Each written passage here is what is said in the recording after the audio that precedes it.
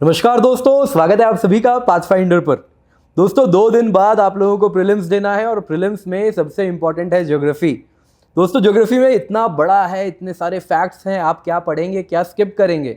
और इसके लिए हम आपके लिए लेकर के आ रहे हैं लास्ट मोमेंट वो टॉपिक्स जो आप बिल्कुल भी नहीं छोड़ सकते। और इसके लिए हमारे साथ हैं अनिरुद्ध सर।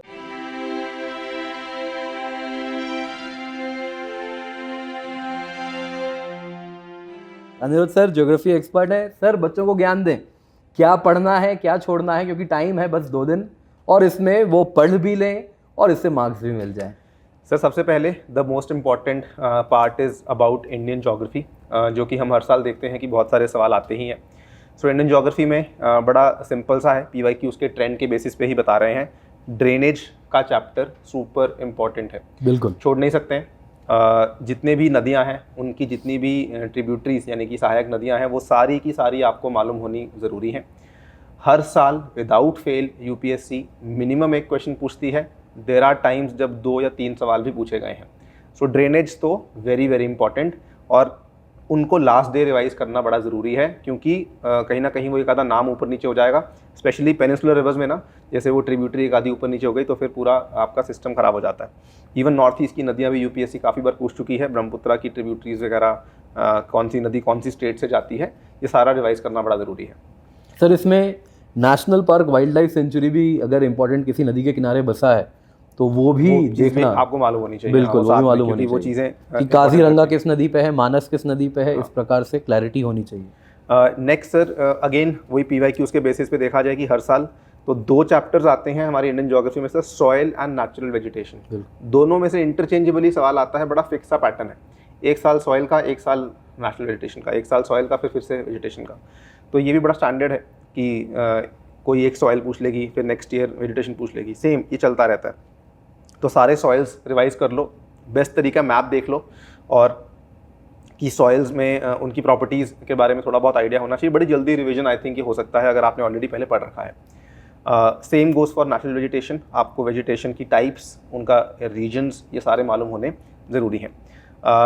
इसमें जो एक टॉपिक बच जाता है वो फिजियोग्राफी का है।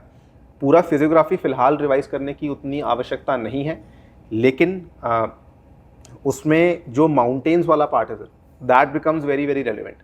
फॉर एग्जांपल जैसे ये जो हिल्स होते हैं, वेस्टर्न घाट्स, ईस्टर्न घाट्स में कौन से हिल्स कौन से एरिया में आते हैं, विंध्या, सतपुराज, ये कैमूर वगैरह। अरावली कौन सी स्टेट से जाता है, जैसे हिमालयाज़ के जो बाइफर्केशंस हैं, great Himalayan ranges, middle Himalayan ranges, these are very very important. कौन सी पीक किस पर है। सर इसी पे मुझे लगता है कि अब इतने हमारे यहाँ इंफ्रास्ट्रक्चर डेवलपमेंट भी हो रहा है, रोड्स भी बन रहे हैं, तो उसमें माउंटेन पासेस और कौन सा रोड गुजर रहा है, बिल्कुल सही, वो ज़रूर आप देखिए, उसको भी बहुत इंपॉर्टेंट है। बिल्कुल सर। और माउंटेन पीक्स भी एक बार देख लीजिए। पीक्स, हाँ पीक्स इतना भी मालूम हो कि कौन से माउंटेन पे है, तो आई थिंक काम हो जाएगा। At least north to south arrange कर लें, वेस्ट टू ईस्ट अरेंज कर लें, कुछ इस प्रकार का सवाल अगर बनता है तो समस्या नहीं, मैपिंग और दोनों का आपका मतलब सेम में हो जाएगा। लास्ट टॉपिक जो इंडियन ज्योग्राफी में से आपको नहीं छोड़ना है, that is the topic of minerals. उसके पीछे 2-3 कारण हैं। एक तो अगेन PYQs में हमने देखा है कि 2015-16 से कंसिस्टेंटली क्वेश्चंस आ रहे हैं, और इस साल तो सर मिनरल्स को लेकर इतनी खबरें आई हैं। लिथियम वाली खबर आई थी, वो रियासी डिस्ट्रिक्ट में जो मिला है।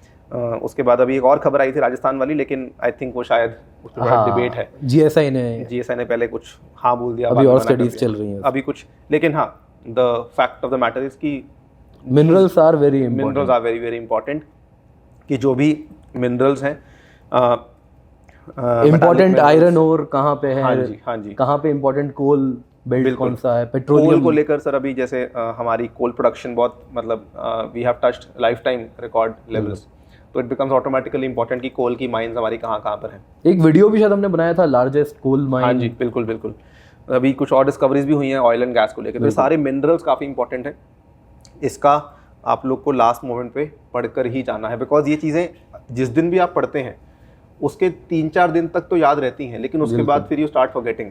तो अभी आज या कल में पढ़ लो, बिकॉज परसों इसका पेपर है ना, तो डोंट टेक एनी रिस्क्स। यहाँ से सवाल आने के चांसेस तो हैं ही हैं सर। इसके बाद ये हो गई बात हमारी इंडियन ज्योग्राफी की। जी सर। अब हम चलते हैं क्लाइमेटोलॉजी। वैसे तो कंसेप्चुअल सब्जेक्ट है, हाँ जी, लेकिन उसमें भी कुछ चीज़ें ऐसी हैं सर जो कि रिवीजन हमें चाहिए लास्ट मोमेंट की। सर क्लाइमेटोलॉजी में अगर फैक्ट्स की बात करूं तो वर्ल्ड लेवल पे हम फैक्ट्स की बात करते हैं, जो भी आपकी इंपॉर्टेंट रेखाएं हैं, जो भी आपकी इंपॉर्टेंट लाइंस हैं, tropic of cancer, tropic of capricorn, then आपका इक्वेटर बन जाता है, देन आपका ये जो प्राइम मेरिडियन है, इनसे पास होने वाले जितने भी कंट्रीज़ हैं, this is very very important. Again याद करता है लेकिन बच्चा लेकिन भूल जाता है, तो लास्ट डे फिर से रिवाइज कर लेना। ऑल्सो इंडिया के कंटेक्स्ट में देख लेना कि इक्वेटर ट्रॉपिक ऑफ कैंसर से पास होने वाली जो भी स्टेट्स हैं वो कौन से हैं, तो ये बड़ा सर एक सवाल है हमारे विद्यार्थियों से, टाइम तो है नहीं क्योंकि आप लोग एग्ज़ाम देने वाले हैं, बट फिर भी जो विद्यार्थी अगले साल प्रीलिम्स देंगे उनके लिए इक्वेटर और जो प्राइम मेरिडियन है वो कहाँ पे इंटरसेक्ट करता है? वो जो भी जगह है, कोई समुद्र है, कोई लैंड है, जो भी कंट्री है, उसका नाम आप मुझे कमेंट में हमें पिन करके लिंक कमेंट में डालिएगा, बताइएगा कहाँ पर है वो। सर उसके अलावा ये तो फैक्ट्स वाली बात हो गई क्लाइमेटोलॉजी में। इसके अलावा क्लाइमेटोलॉजी में कोई बहुत मेजर फैक्ट्स नहीं है, लेकिन एक जो हमने ट्रेंड देखा है वो है साइक्लोन्स को लेकर, स्पेशली ट्रॉपिकल साइक्लोन्स को लेकर यूपीएससी सवाल पूछती है।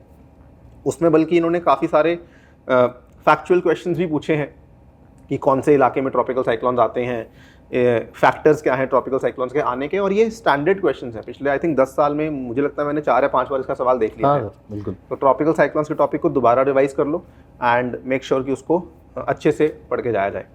तो ये है सर क्लाइमेटोलॉजी में, तो यही अप्रोच होनी चाहिए। सर मुझे साइक्लोन्स में एटलीस्ट बेसिक मालूम होना चाहिए कि नॉर्दर्न हेमिस्फेयर में क्लॉकवाइज, सदर्न हेमिस्फेयर में एंटी क्लॉकवाइज, या उल्टा जैसा भी है, नॉर्दर्न हेमिस्फेयर में एंटी क्लॉकवाइज, सदर्न हेमिस्फेयर में क्लॉकवाइज, ये नॉलेज होना चाहिए इतना।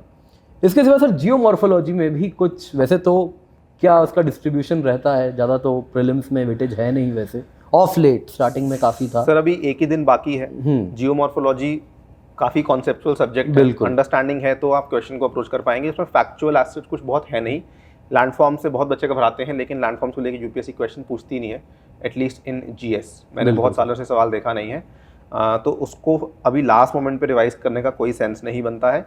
प्लेट्स को लेकर एक डेवलपमेंट आई थी इस साल, प्लेट्स का जो मैप है ना वो थोड़ा बदला है, बिल्कुल वो एक बार देख लेना जियोमॉर्फोलॉजी में, that might be asked. New plates हाँ कुछ बने हैं, वो अर्स्टवाइल प्लेट्स को तोड़ के बनाया गया है, तो वो कौन से नए प्लेट्स बने हैं, जिनका क्या नामकरण किया गया है, वो ज़रूर। हाँ बाकी जो थ्योरीज वगैरह हैं या जो भी जियोमॉर्फोलॉजी के बेसिक आइडियाज़ हैं, फोर्सेज वगैरह पढ़ते हैं हम, वो सब फिलहाल पढ़ने की आवश्यकता नहीं है सर। ओशनोग्राफी भी काफ़ी, ओशनोग्राफी तो सर इनफैक्ट मेरा जो एक्सपीरियंस कहता है that I believe it is important than climatology also. आजकल जो ट्रेंड्स आ रहे हैं, ओशन करंट्स से एक अलग ही तरह का प्रेम चल रहा है यूपीएससी का। ओशन करंट से इतने सवाल आ चुके हैं, फैक्टर्स क्या होते हैं, कौन सी जगह पे कौन सा ओशन करंट आता है, नाम पूछ रहा है यूपीएससी, मैच द फॉलोइंग पूछ रहा है। इनफैक्ट अभी जस्ट जो दूसरे पेपर्स करता है यूपीएससी कंडक्ट, ये सीडीएस के या अन्य पेपर्स करता है, वहाँ पर ये स्टैंडर्ड ट्रेंड है कि ओशन करंट्स के बारे में सवाल पूछे जाते हैं। बिल्कुल। तो आई थिंक वहाँ से भी we can connect the dots, और ओशन करंट्स तो इम्पॉर्टेंट है ही। इसके साथ ही संबंधित ओशन करंट्स में मैप देख लेना, सारे ओशन करंट्स कहाँ से गुजर रहे हैं, you must be aware of that. और ये आई थिंक मुश्किल से 10 मिनट लगेंगे, मुश्किल से। उसमें ये फिशिंग जोन्स कौन से होते हैं, this also is very very important. Secondly oceanography में जो टॉपिक आता है दैट इज़ सैलिनिटी। तो सैलिनिटी में हाईएस्ट सैलिनिटी वाली जो सीज हैं वो मालूम होनी चाहिए, ठीक है। इसको लेकर by the way already question पूछा जा चुका है, मेंस में भी आया है सर ये सवाल। हाँ जी, मेंस में भी आया, प्रीलिम्स में तो आया, मेंस में भी आया, तो आप समझ सकते हैं बहुत इंपॉर्टेंट टॉपिक है ये सर। तो ओशनोग्राफी में वैसे एक टॉपिक रिसोर्सेज का भी काफी इंपॉर्टेंट होता है, लेकिन उसके सवाल मैंने प्रीलिम्स में कम देखे हैं एक्चुअली। बिल्कुल, मेंस में 2-3 बार मेंस में आया हुआ है ओशन रिसोर्सेज, मरीन रिसोर्सेज, बिल्कुल बिल्कुल बिल्कुल। लेकिन सैलिनिटी और currents are important for your prelims. आप कम टाइम में इसको रिवाइज कर सकते हैं, तो इतना तो करना है सर। और कुछ आपको लगता है इसके सर? एक चीज़ जो यहाँ पे मैं ऐड करना चाहूँगा, जल्दीबाजी में हम भूल गए, से यूपीएससी का एक तकिया कलाम कह लीजिए, हर साल वो क्लाइमेटिक टाइप से सवाल आता ही आता है।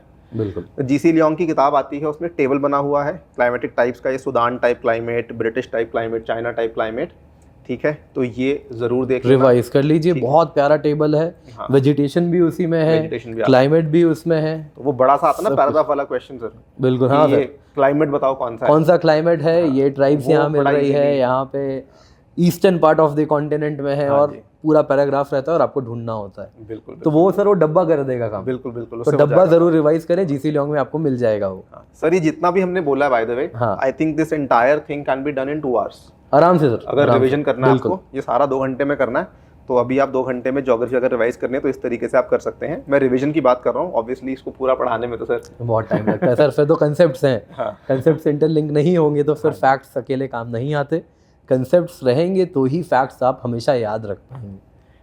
तो सर मुझे लगता है I guess this will summarise. तो दोस्तों जो सर ने बताया, जो इम्पोर्टेंट टॉपिक्स हैं, 2 घंटा लगेगा, रिवाइज कर लीजिए and you can rest assured कि आप लोगों ने अच्छी प्रिपरेशन कर ली है and give your best. I am pretty sure कोई समस्या नहीं होगी। Stay hydrated on the day of the exam, बहुत गर्मी है बाहर, अपना ध्यान रखें, बस कुछ दिन बच रहा है। मेक श्योर अपने मार्क आप अब छोड़ के जाएं इस एग्ज़ाम में। Thank you so much.